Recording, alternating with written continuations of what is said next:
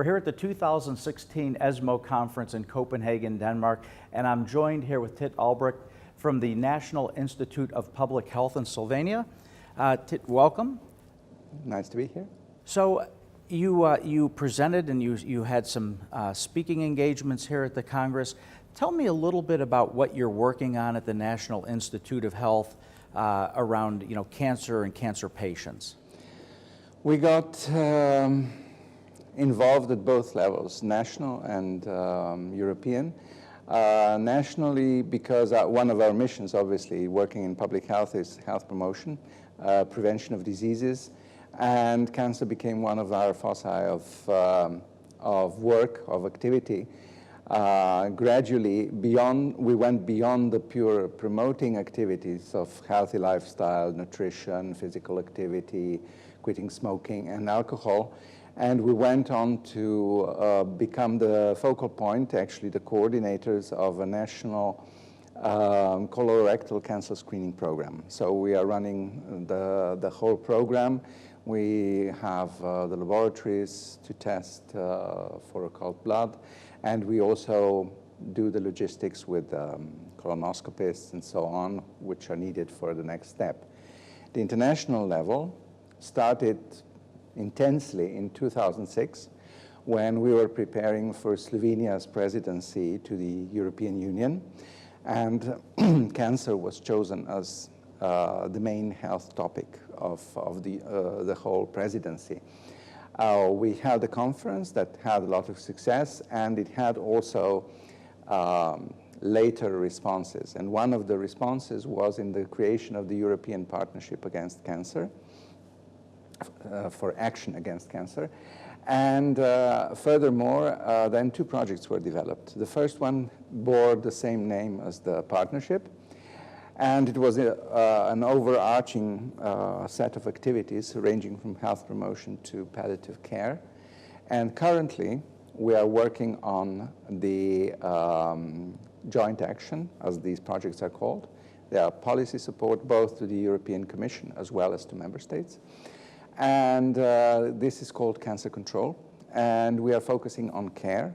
The prevention side of the story is mostly screening work package, and the rest is focusing on networking of care, community and aftercare, and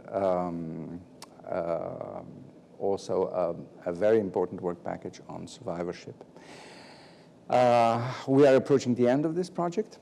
So we have some important outcomes. We defined the conditions for cancer control networks to be fulfilled if they want to call themselves as a cancer control network.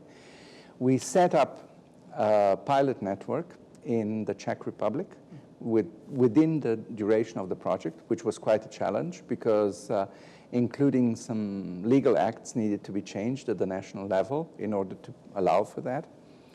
Then we looked into the aftercare process in 34 different countries and with the guidelines of two organizations, ESMO and ASCO.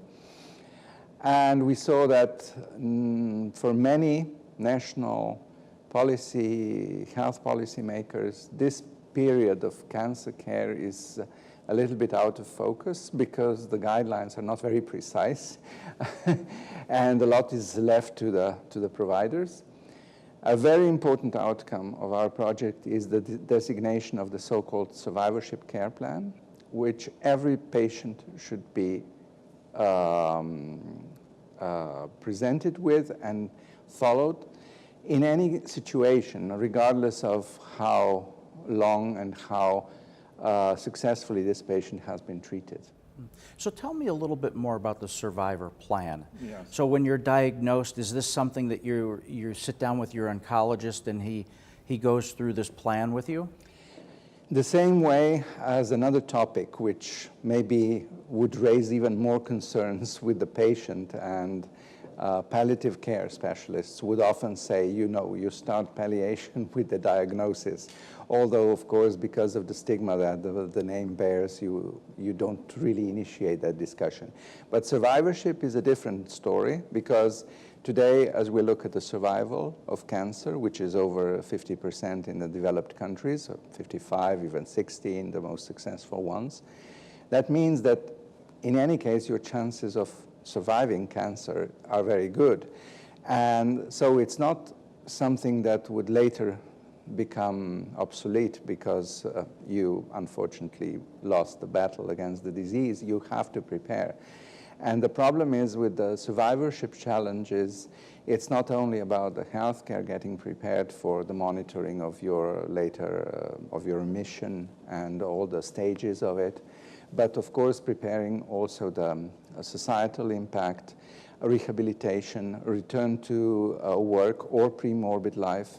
I always say, well, also the senior population, I mean, the majority of patients, of course, are senior, but even if they are retired, they had some normal life before cancer, and they should return back to it. So over the whole period, a structure should be set up and actors should be designated, because of course sometimes carers and families are lost in the woods of all the things that they have to face, and for the patient it's often even much worse to think about employment issues and these challenges. Yep.